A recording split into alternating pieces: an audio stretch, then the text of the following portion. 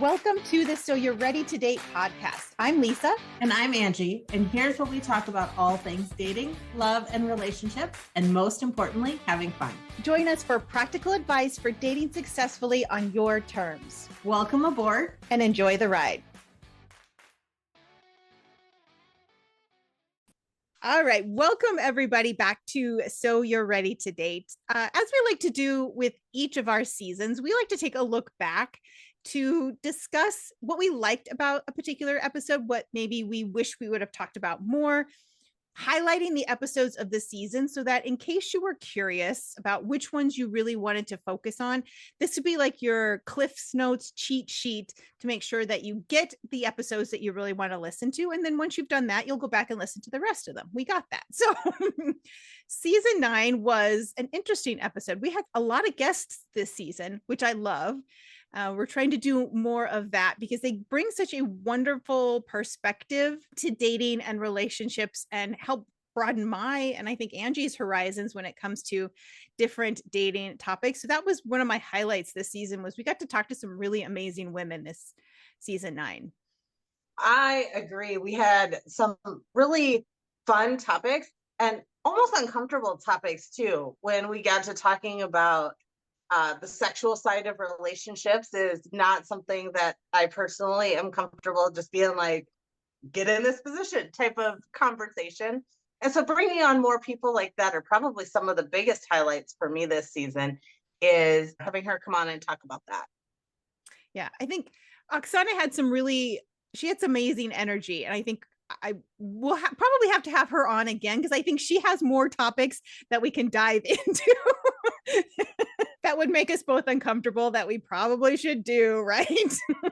Oh, for sure. For sure. And then having Callie come on just a couple of weeks ago, she had some really great insight too when talking about how you can influence your relationship and how you can change your perspective and change the vibration that you bring to a relationship without even engaging your partner. Without even having to have their input, you can change the dynamic of your relationship. And I think that's so important because when we get into these routines and we get into these long-term relationships, sometimes we can get into a rut and we think that the other person has to change in order for us to be happy in our relationship. And remembering that we can make some tweaks and we don't even need their input and we can change the dynamic, I think is a beautiful thing to remember. Very empowering too. For sure. And not that either of us are planning on dating anytime soon, but Amanda, kind of wish I had met her almost before I started dating because she had some great suggestions on how to make dating fun. So if you are one of our listeners who doesn't happen to be in a relationship but is in that dating phase of your life, I highly suggest Amanda's episode because it was full of some really great, I think, support more than anything for you to make dating fun and make dating go your way and that it doesn't have to follow any rules. And I think we forget that. I agree. We are constantly talking about how we don't have to fit into societal norms. So having somebody else come on and kind of reinforce some of that and talk about different ways than we have to think outside the box was really fun and interesting to hear and learn about and get some new tips and tricks. And even if you're not dating, these ideas can go into business networking and you could take these concepts into other areas of your personal life, talking about joining a PTA if you have kids. Although it was very specifically focused on finding a partner and dating, there are so many other areas in life that these same tips and concepts can apply to. Yes.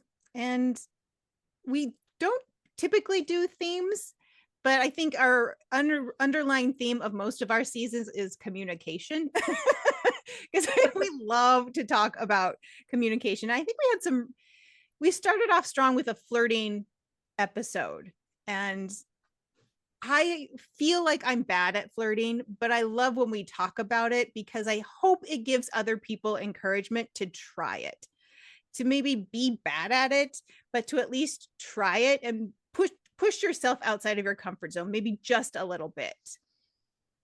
I'm also love when we talk about stuff that we are bad at or a little bit uncomfortable with, because it's okay to fail.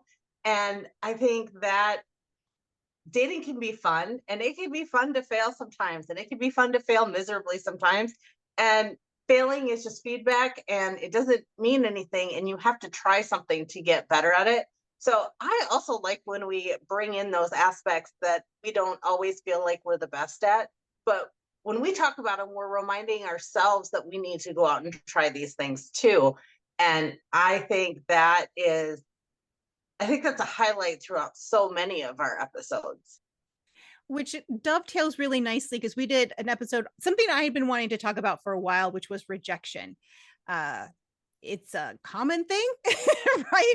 Everybody has either rejected somebody or been rejected. And I think if you're worried about flirting and being rejected, listen to those two episodes, that the episode 1 and then the episode on rejection, because I think it helps reframe rejection in this way that, oh, again, it's maybe more about that other person and less about you, unless you're being a jerk about it. But we're not talking in that sense.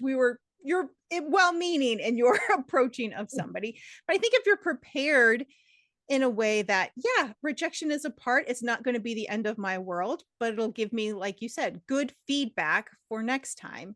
We can approach rejection as something that's a lot less scary. My boyfriend has this wonderful like view of rejection, because he would talk about, yeah, I would see somebody pretty in the grocery store and go up to him. I'm like, but what if she said no? And he'd be like, okay, swing and a miss. All right. So I moved on. At least I tried, because sometimes they worked out really well and I got a date out of it. So to approach it as this, okay, it happened, I'll see what happens next time, I think was such a healthy way to approach rejection. That's so funny. And I don't think that we really hit on it this way in the episode, but that scenario reminds me of when we go on vacation, we become completely different people, a lot of times more outgoing. We'll walk up and talk to anybody. We'll do things that we wouldn't normally do at home because we have this thought process, well, I'm never going to see them again. I don't care what they think. I don't care what they say. I don't care what they see, because I'm never going to see them again. I'm here for a few days and that's it. And I think going through life with not all of that attitude all of the time, but more of that attitude in our daily lives can bring more joy into our lives just on a regular basis. So definitely go listen to the episode on handling rejection. And something else that we did that was so fun this episode was we took questions from listeners and from you guys out there who are hearing this, and we took real live questions and talked about those. And I really like doing that and bringing that engagement to our episodes. Well, I like that we don't pre-talk about the questions. We have the questions and then we just kind of talk about them when we record. And so it's always interesting to see how, while most of the time we're fairly similar, we do every once in a while have like slight differences. And I think it's fun that we don't prepare for them, so that we can kind of live on the spot be like, oh, that's interesting, I hadn't thought about that.